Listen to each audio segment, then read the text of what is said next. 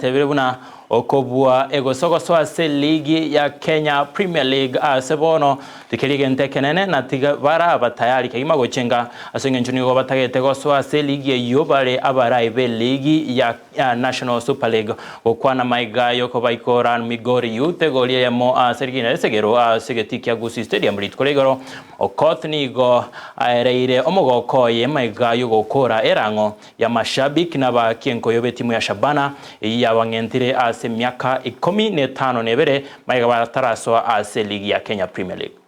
Na feel game imekuwa nzuri kwa sababu nimeshinda, ingawa kumekuwa na stoppages kadhaa na game pia nayo ilikuwa tense kwa sababu Migori Youth walitaka wamalize namba 3, sisi tulitaka tumalize achieve at least kuingia kwa top league. Imekuwa nzuri kwetu kwa sababu tumeshinda na naamini tumeingia kwa top league. Next match hatuta celebrate sana kwa sababu bado tulitaka tuingie kwa ligi na at the same time tushinde kama champions. So the remaining matches bado itabidi tujitume kusudi tushinde game zetu tuweze kumaliza kama namba 1. So hiyo ndio lengo letu kwa saizi. Hatuta celebrate sana, tutarudi tena tuanze kujipanga na shughulike tuweze kushinda next match.